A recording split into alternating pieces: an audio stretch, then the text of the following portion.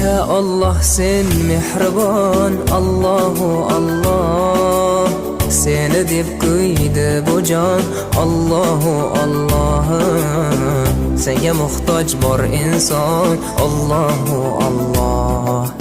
Olamlarning Robbisin, Allahu Allah. Mu'minlarning panohi, Allahu Allah.